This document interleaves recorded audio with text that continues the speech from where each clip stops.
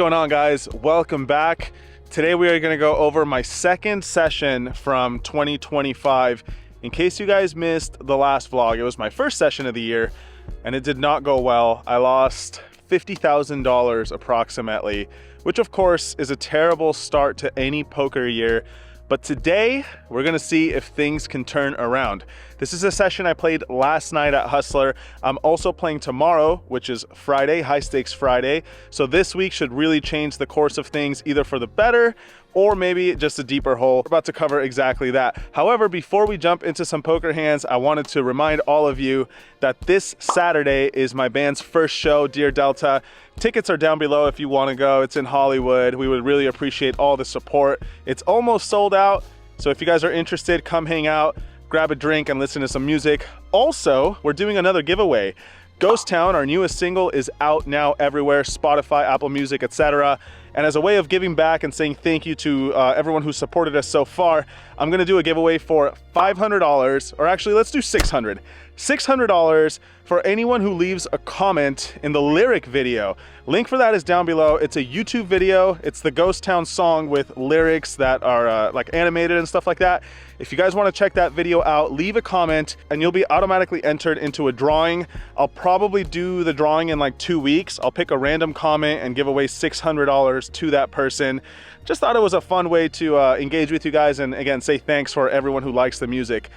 Anyway, that's it about band stuff. Let's get into the poker and I'll check in with you guys afterwards.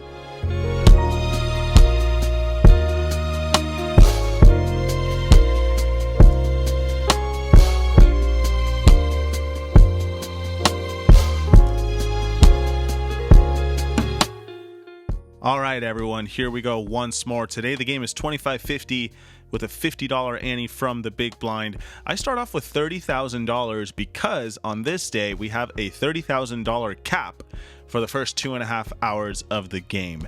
Kind of a new thing we're trying here at Hustler to incentivize a bit more action. People are less deep, the money is more likely to go in, etc. Anyway, in for 30K, and this hand starts off with Audie raising on the button to 300. I believe the $100 straddle was on in most hands tonight. I look down at 9-8 of diamonds from the small blind, and against the button open, I think this hand functions nicely as a re-raise, so I make it 1,500 to go before Eric on my left decides to re-raise. He makes it $5,000 to go. Back to me now after Audie folds, and the question is, what do we want to do with 9-8 suited? And it's a very clear answer, which is to fold. Reason being is it just performs terribly against hands like Ace King. Sometimes you'll flop a straight on Queen Jack 10 and of course be drawing dead. Plus there's just a plethora of bad things that could happen. It's actually better to continue with like 7-6 suited, hands that are a little bit lower. But that said, I do decide to call mainly because Eric is someone I've played with before and I'm happy to give some action in this spot. So just thought that was worth mentioning before we proceed. I toss in the $5,000 and we go to a flop of 9-7 deuce with 1 diamond. I check and Eric continues for a $5,000 bet. We've got top pair and the question is, how do we want to proceed? And well, if I call, there's going to be 20 in the middle and I'm going to have 20K back. I could also have some flush draws as bluffs, so I think just getting it in with top pair here is okay given the stack size, and since we're out of position. If he's got an overpair, so be it, but if he's got overcards or a draw himself, I'm happy to deny equity. We don't get snap called, which looks like good news. After some time though, Eric does decide to call with his middle pair, which I think makes sense. You know, he's beating enough hands, I think, to make the call. Unfortunately for him, he is in terrible shape. We end up running it twice, and just like that, we hold on both boards and win a $60,000 pot to start the day. Got a double up early on. Let's see if we can keep things going. All right, up next, we run into another interesting hand. In this one, there's a limp from Brown Baller for 100 before I raise it to 1,000 on the button with Ace-9 offsuit. The reason I went kind of big here is because the stand-up game was on, so usually in those spots I think it's better to raise bigger. Anyway, I make it 1,000. Eric calls in the small blind. Johnny calls in the straddle. Brown Baller comes along as well. So 4 of us going to a flop of Queen 7-6 Rainbow. Checks all the way around to me, and I decide to check this one back. Not really sure if bluffing on this flop against 3 opponents is the best play, although I don't actually hate it. Anyway, I check it back and the turn is the deuce of clubs. Eric checks again, Johnny checks, and now Brown Balla bets $1,400. You might think the hand is over, and I would not blame you, but this is where my gears start turning in my head, and I come up with this wonderful plan, or so I thought in the moment, where if I float here, it's going to look like I checked back a strong hand on the flop. For example, an overpair, maybe even a strong queen once in a while, and those are things I would do with those hands occasionally.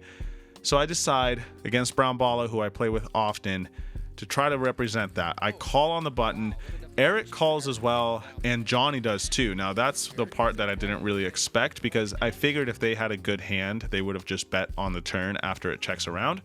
So here we go, 4 ways to a river, in a hand that already doesn't make too much sense. It's another 6, pairs the board, all the draws missed. Now Eric and Johnny check again. This time Brown Balla also checks.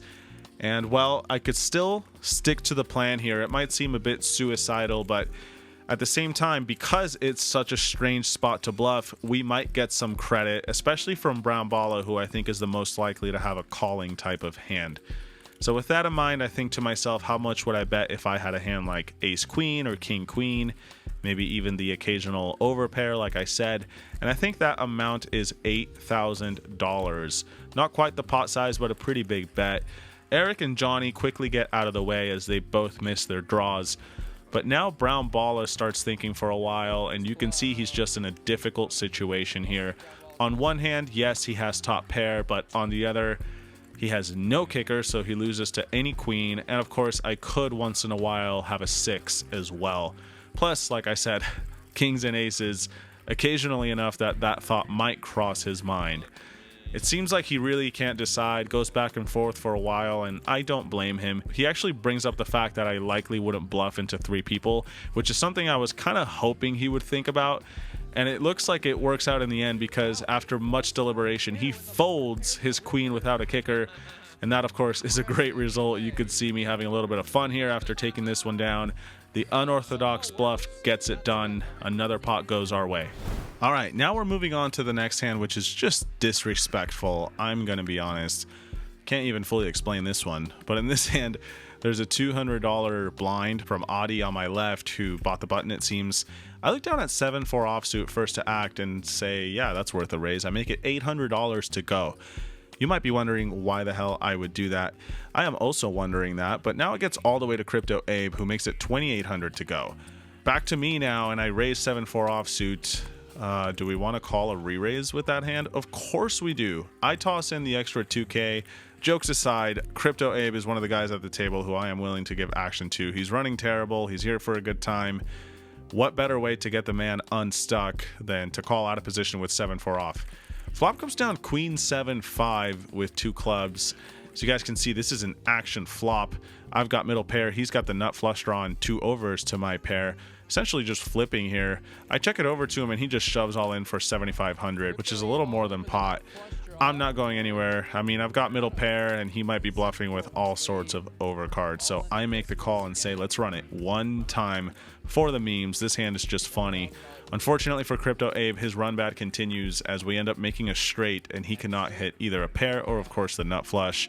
And that is how I won a $20,000 pot with 7-4 offsuit.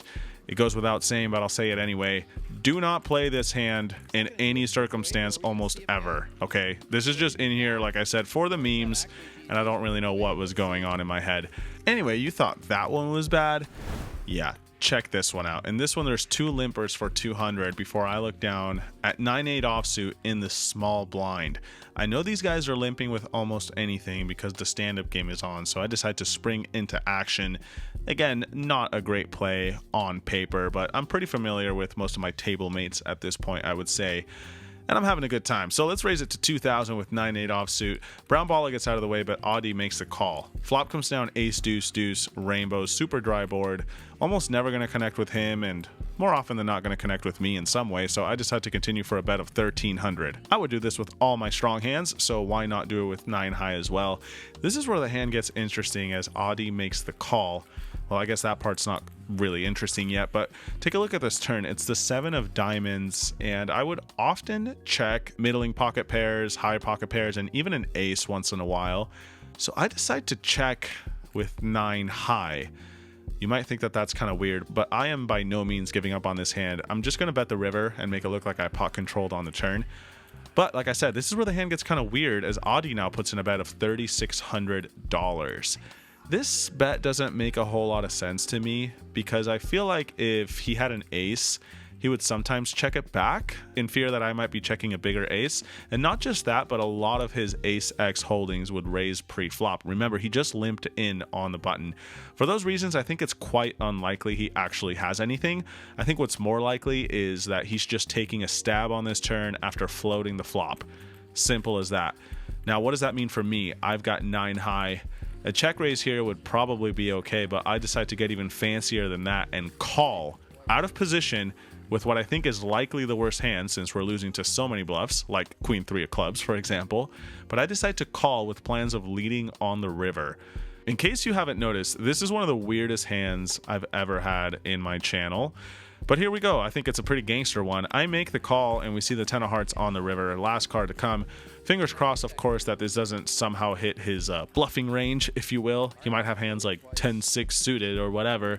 But anyway, I'm going to stick to the plan here and now lead on this card for, I don't really actually think it matters too much what sizing we use here. So I go for a third pot, $5,000 into the middle, just trying to get a fold from any random hand that beats us, like Queen high, Jack high, King high. You guys get the idea. And in the end, it ends up working out. Audie is kind of like, what do I do now with Queen 3? And I don't blame him for folding. So we take this one down. Super weird hand, but kind of a fun one. And with that, we move to the very next shuffle. Guys, take a look at these pre-flop holdings. Ace-8 offsuit, King-Jack offsuit, and now me with Queen-5 offsuit on the button. Before we get any further, I gotta explain something about this game, which I probably should have mentioned earlier. But in this game, if you win 3 hands in a row, every single player at the table owes you $1,000. This is kind of a side game we were doing on this night, and of course it changes things, because if you're able to pull it off, you collect like a total of $8,000, which of course is pretty sweet. Now that, paired with the fact that Brown Balla and Audie, I think both have reason to be pretty loose here, it gave me all the excuse I needed to go after it this time. I'm on the button. I think Audie could have a plethora of hands. And of course, like I said, if we're able to pull off 3 in a row, we get some sweet, sweet rebate from it. So essentially, I'm saying my cards don't matter here. I could just win in position with a re-raise. Whether that's true or not, let's find out. I make it $3,000 to go. When it gets back to Brown Balla, he gets out of the way, but Audie does make the call, and we go to a flop. I should mention, by the way, that despite this bounty game being active, Queen 5 is still just way too bad of a hand. But here we are, off to a flop, which comes down embarrassingly good for me. It's Queen Jack 5. That's right, we flop top and bottom on Queen Jack 5. I think that's the first time I've ever said that sentence. But here we are. Audie now checks it to me, and of course I've got a good hand, so I'm going to keep betting. 2,100. He makes the call, and we see the ace of clubs on the turn. Not my favorite card, I guess, because it's going to be harder to get, value from a queen or even a jack now. But now it's kind of like a fingers crossed that he has an ace situation. And I guess he could, right? He could have a suited ace that floats the flop with like a backdoor flush draw. He could have ace 10. I don't think he would have ace king, I guess, but you guys get the idea. So I'm just going to keep betting and hope we get called. He checks. I now bet $5,000, trying to set up a pot-sized shove on the river, and I'm happy to see Audie makes the call once more. So looking for a clean river, please, and that's exactly what we get. It's the 6 of hearts. Nothing much to be afraid of here aside from a better 2 pair, I think. Maybe once in a while he traps on the turn with King 10, which would be the nuts, but I think more often than not he would just check jam if he had the nuts, in fear that I might check back the river. So yeah, really only worried about hands like ace jack, maybe ace 5 suited, even though there's only one possibility of that. Ace 6 is rather unlikely. So even though my hand is actually a little bit thin to go for value with here, I still think it's strong enough, and I also think he's going to call with an ace pretty often. So when he checks, I do think about it for a little before going all in. We don't get snap called, which of course is good news. And now it's just hoping that he does make the call once we feel like we have the best hand for sure. And luckily that's what ends up happening. After a few minutes, Audie tosses in the hero call with King Jack. I don't really blame him. He has some removal to Ace King, I guess, and King 10, also 2 pair like Ace Jack, Queen Jack, but I think his hand maybe is a little too weak. Tough spot, I don't know. But I am happy that he calls. Of course, we end up winning this pot, 62,000 and change headed our way. And of course, that means we've now won 2 hands in a row. So if I'm able to win one more, we stand to win a bunch more money. And luckily we get dealt a real hand, guys. Ace 10. It is offsuit, but given the situation, this feels like a monster. There's a couple of limpers. I make it $3,000. Unfortunately for me, Brittany actually limped in with a real one. She's got Ace Queen of Hearts, so we are in terrible shape here. But if we can somehow suck out against her better hand, we're going to win this $20,000 pot plus the extra juice. Sadly, it does not happen. No 10 anywhere to be found, no straight. No random flush. We end up just losing this hand, and of course the opportunity to win 3 in a row is now everyone's count is reset to 0, but still can't complain too much after winning with 9-8 offsuit and Queen 5 offsuit in some pretty strange spots. This next hand here is super straightforward. I don't think there's much to learn from this, but the pot got kind of big, so here it is. This one, Meiji opens to 500. Johnny calls, Brittany calls on the button. I look down at Jack 10 off in the $200 straddle. Of course, I'm going to defend with a hand like this, so I make the call, and we hit top 2. Jack 10 4 rainbow. It's been a while since I flopped big out of the blinds. Always a good feeling, of course. I check. Meiji, I'm happy to see, continues betting. He puts in 1100. Brittany calls, back to me now, and seeing as neither of these guys have too much left, you can go any which way here. Small check raise, big check raise, call and see what happens. This time I decide to raise it up, although other times I might play it a bit differently. I make it 6,200. Meiji gets out of the way, but Brittany is having none of it. She flopped top pair. That's all the excuse she needs with only 16 or 17k back. She shoved all in. Of course, I make the quick call, and I'm happy to see that she just has a jack with a worse kicker, or rather a single pair I should say. She's got very few outs. We run it just once and she finds no improvement, so we win this one. 38,000 headed our way. So things are going swimmingly here. Let's see if we can keep it going. In this one, Audie opens up the button to $800. I look down at King 9 suited in the small blind, and this is another one of those hands I would mix from the small blind with. Sometimes re-raise, maybe fold once in a while, even though that's boring. This time I put in the re-raise. I make it $3,200 to go. Audie makes the call when it gets back to him, so we are going to be playing a flop here. It comes down King 8-3 with 2 spades. Looks pretty good to me. We've got top pair. I decide to bet here, make it $3,300. And now things get kind of weird as Audie puts in a raise to 10,200. Thought that was a bit strange. I guess he could have hands like pocket 8s or pocket 3s, but I don't think he would raise a single king. And even if he did, it's less likely he's got one since I have a king myself. So what I think is more likely here is that he's bluffing. Probably with a flush draw, but who knows? Maybe even just a random hand that says, I'm going to raise and try to steal it.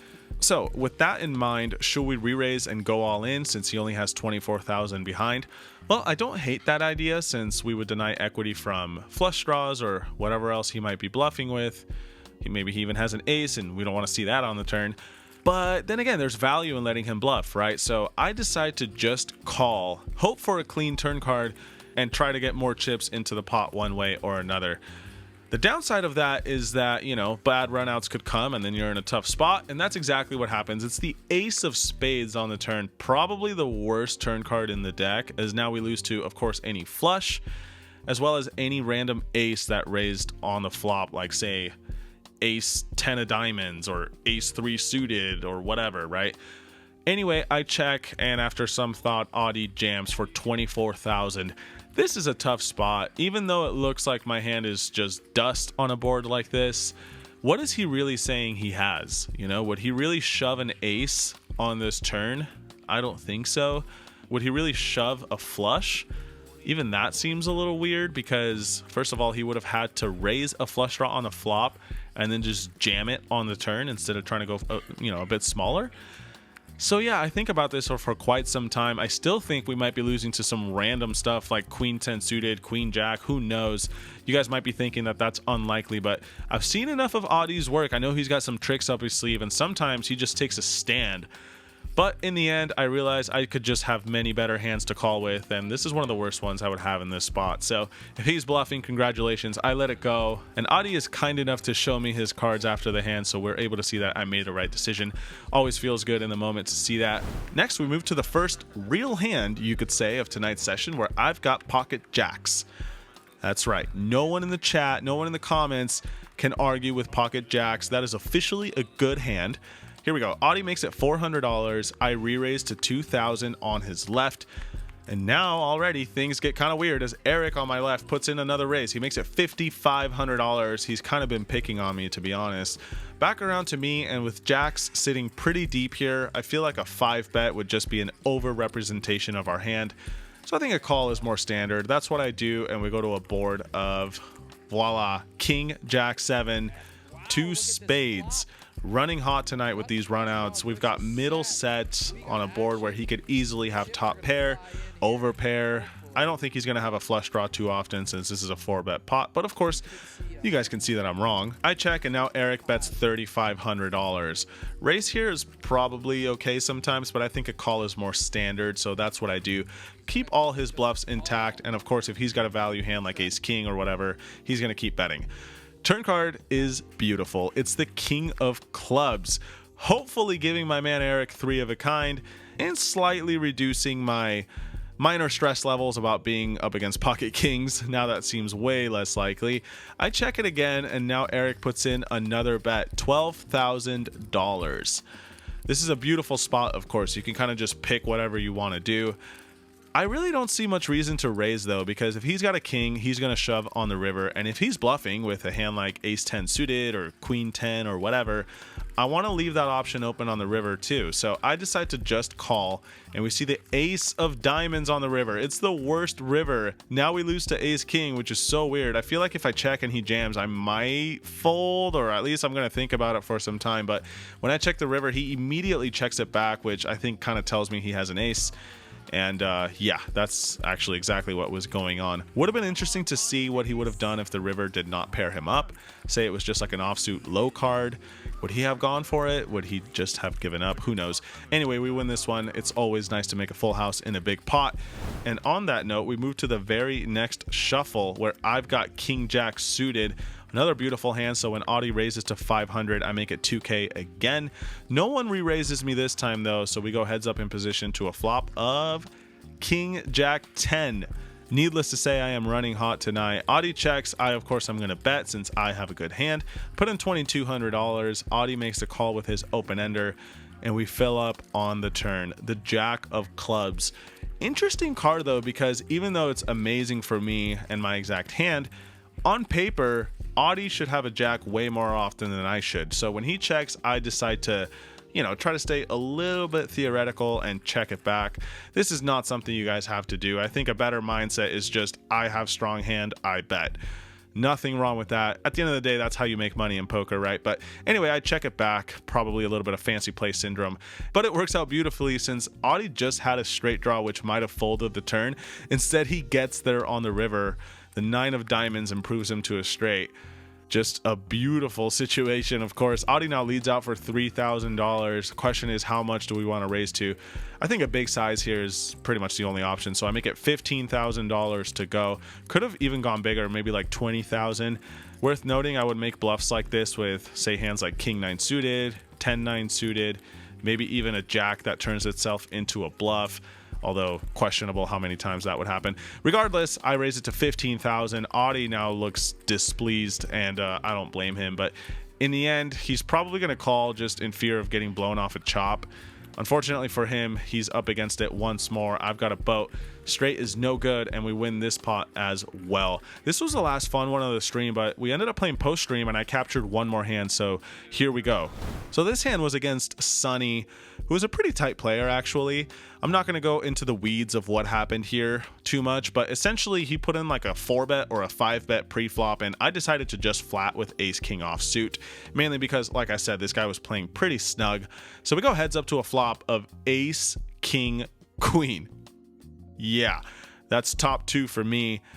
He thinks about it for like 2 or 3 minutes, it's on him, and he's got like a pot-sized bet remaining. I believe he had like, let's say $10,000 into a $11,000 pot.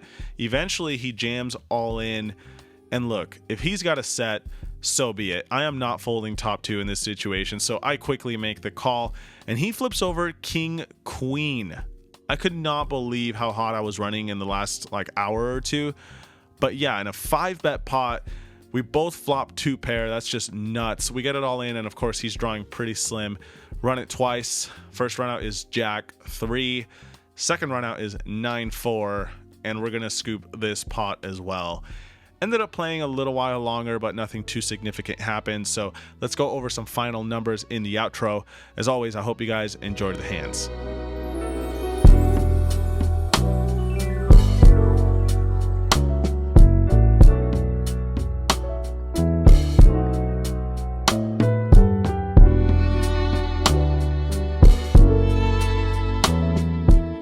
All right, so as you guys saw, much different from the first session of the year. I ended up winning a bunch of money this time around. In fact, quite a bit of it. I was in for, I think, 100,000.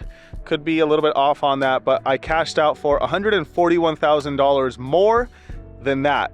That means we are well out of the hole now for 2025 and up like, math is hard, $90,000 on the year. Less than halfway through the month. That is a great start. Hopefully things continue on this upward trend. Like I said, I'm playing tomorrow, Friday as well, and that game should be even bigger.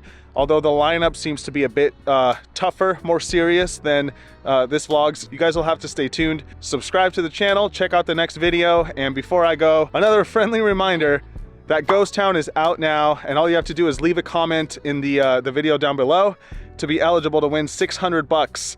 All right, guys, hopefully I see at least a few of you this Saturday at the Viper Room for our first show. If not, there will be others, hopefully in your city, if you guys are in different states.